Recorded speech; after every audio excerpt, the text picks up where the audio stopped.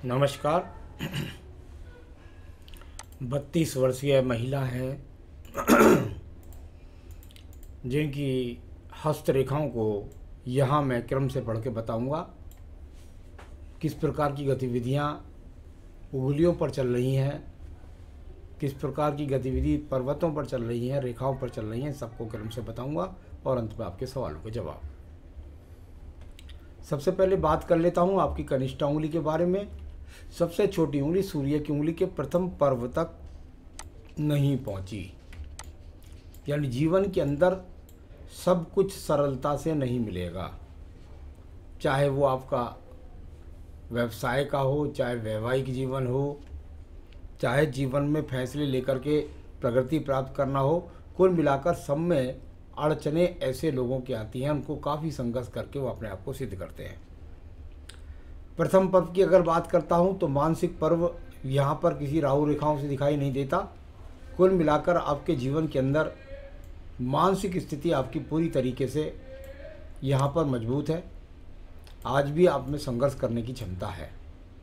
Second पर्व जब ये रेखाएं लग जाएं तो आपके जीवन के अंदर आपको व्यथित कर सकती हैं, परेशान कर सकती हैं, भाषा शैली में उग्रता ला सकती हैं और उस उग्रता के कारण व्यवहार खराब हो सकते हैं।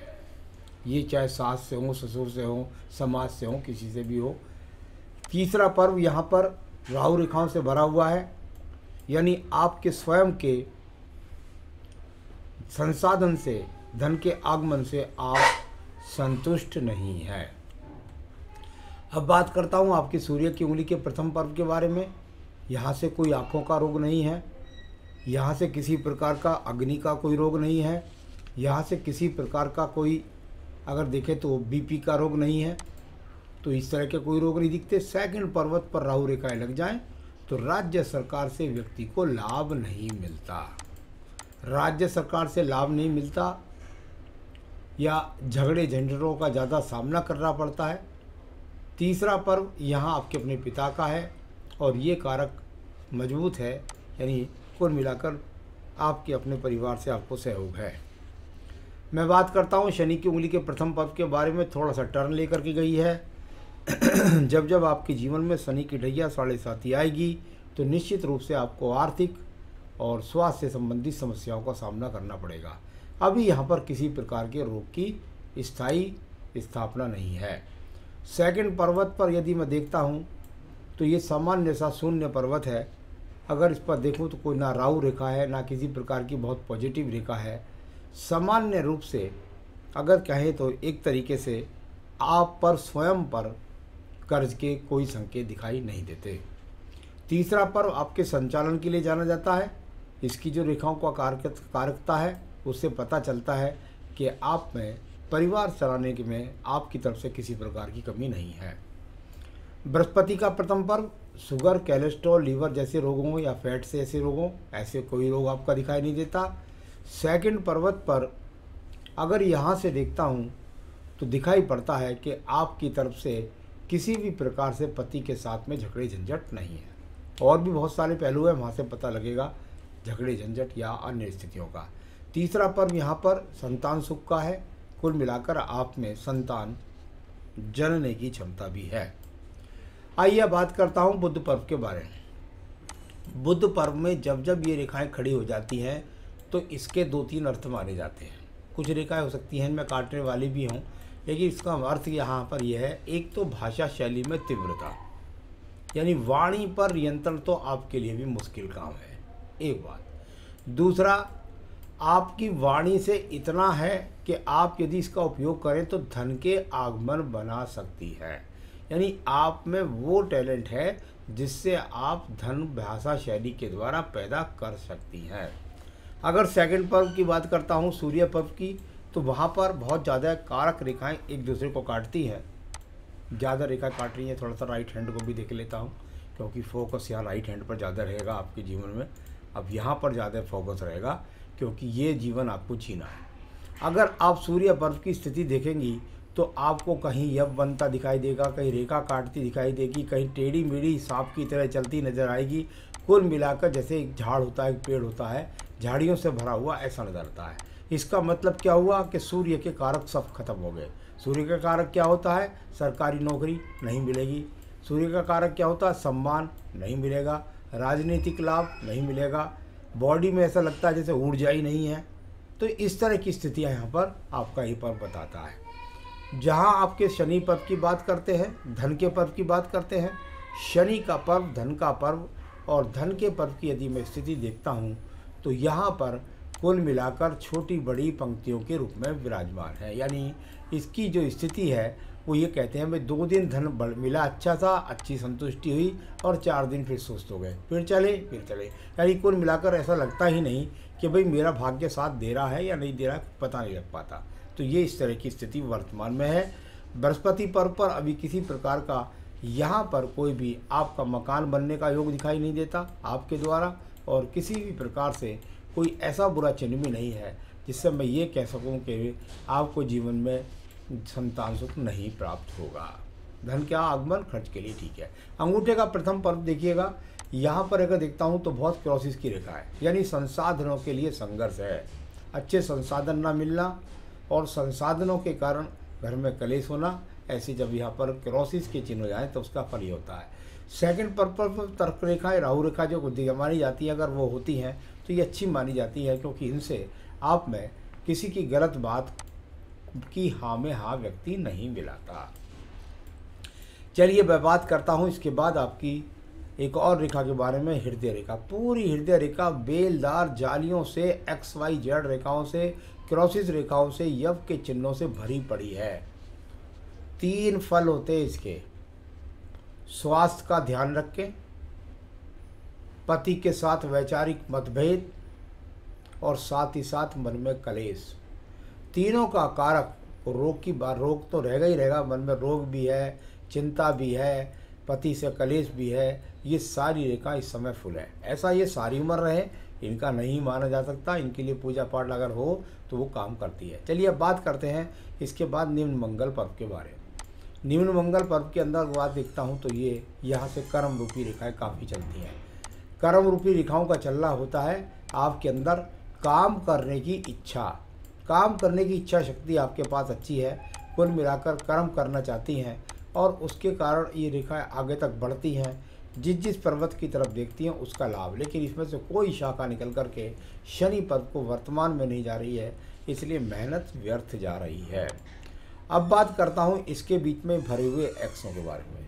तो जहाँ मैंने आपका बृहस्पति का पर्व देखा था तो वहाँ ये जगह बहुत ख़राब है।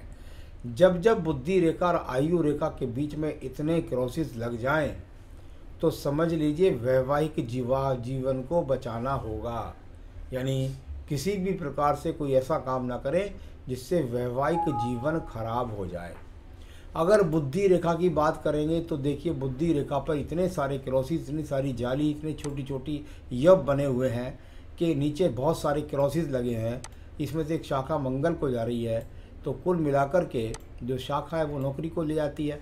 यहाँ पर इस बुद्धि रेखा की बड़ी विडंबना है, ये बहुत डिस्टर्ब है, ये बहुत परेशान है, ये सही तरीके से वर्तमान में डिसीजन नहीं ले पा रही है या डिसीजन लेने नहीं दिया जाता, इसको ऐसा भी बोल सकते हैं। चलिए अब बात करते हैं आपके द्वितीय मंगल पर्वत के बारे में। द्वितीय मंगल पर्वत पर जहाँ राहु रेखाएं हैं तो वहीं पर ये खड़ी हुई रेखा है। ये अच्छी बात है कि यहाँ खड़ी रेखा निकल आई, वरना ये बहुत ज़्यादा बुरा हो जाता। अगर ये खड़ी रेखा नहीं होती तो अब तक आप पति के साथ ना होती, अपने कहीं और ही होती। कुल मिलाकर ये वो रेखाएं हैं जो ये बताती हैं कि भाई कुछ ना कुछ आपके जीवन में अच्छा होने की उम्मीद दिखाई पड़ती है। फिर भी आपको सावधान रहना पड़ेगा, पति के साथ ऐसे वैचारिक मतभेद ना हो जाए जिसके कारण आपको बुरी स्थितियों का सामना करना पड़े।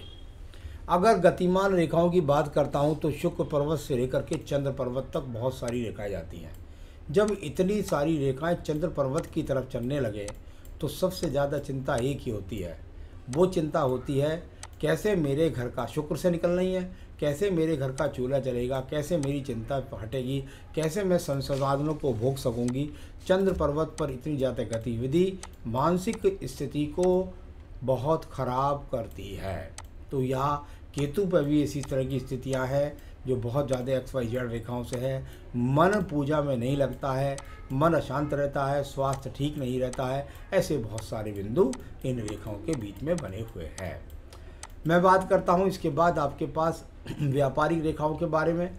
इतनी सारी बुद्ध रेखाएं यदि टूटने लगे तो आपको व्यापार से सफलता के योग नहीं होते। देखिए, दूसरे के साथ में बैठ के आपने टाइम पूरा कर लिया, सहयोग कर लिया, वो अलग बात है, लेकिन आपके स्वयं के नाम से यदि आप व्यापार करेंगे तो उसमें सफलता के योग नहीं है। आइए बात करते हैं आपकी भाग्य रेखा के बारे में। ये भाग्य रेखा जो आप में 2 लाइनों से जुड़कर चलती है, तो इसका मतलब है आप में योग्यता है, ये योग्यता की रेखा हो गई। इसके बाद इतनी सारी यहाँ मध्यम पर्वत पर यानी आयु रेखा के बीच में और यहाँ भाग्य रेखा के बीच में क्रॉसिस की लाइन बहुत सारी हैं, और इधर भी क्रॉसिस की लाइन बहुत सारी है। यानी ये अपने आप में 35 वर्ष जहाँ आपकी बुद्धि रेखा चल रही है और भाग्य रेखा काट रही है, वो 35 वर्ष तक के संघर्ष को दिखाती है। 35 के बाद ये भाग्य रेखा कुछ अनुकूल चलती है, और कब से आपको साथ देगी ये मैं आपको बताने वाला हूँ। यहाँ पर बात करते हैं, आपकी 2 मंगल रेखाएं हैं। ये आपके जीवन के अंदर सारी समस्याओं को हल करने की में लाभ करेंगी। लगभग 40 वर्ष तक आपके साथ चलेंगी। संसाधनों का शुक्र पर बहुत सारी जालियों से, अगर आप देखेंगे तो एक तरह से जाली बन गई। शुक्र संसाधन का पर्व होता है, जब इस पर जाली बन जाए तो पति के साथ में अनबन। नंबर 2, आपके संसाधनों में कमी, और नंबर 3, अपने साधनों में सुख ना मिलना। इस तरह की बहुत सारी खराब रेखाओं का यहाँ पर जाली बनी हुई है। अब बात करते हैं आपकी आयु रेखा के बारे में। इतना संघर्ष होने के बाद भी जाली लगातार लगी हुई है। आपकी आयु रेखा में भी अभी संघर्ष की स्थिति लगातार दिख रही है, लेकिन आयु को कोई दिक्कत नहीं है। 77-78 वर्ष की आयु भी है। तो ये बहुत सारी रेखाएं मैंने आपकी पढ़ने का प्रयास किया और उसको लगभग फल बताने का बहुत प्रयास किया, और दोनों ही हाथ की स्थितियाँ बहुत ही ज़्यादा अच्छी नहीं है। तो ये अब सवालों पर चलते हैं। कैरियर और पैसा कैसा रहेगा? कैरियर की अभी मैं जहाँ तक बात करता हूँ तो मुझे लगता है लगभग 2 साल के बाद आप कैरियर से संतुष्ट होंगी। पैसे की स्थिति की बात करता हूँ, कोई ख़राब नहीं होगा, लेकिन संसाधन सामान्य रूप से मिलते रहेंगे।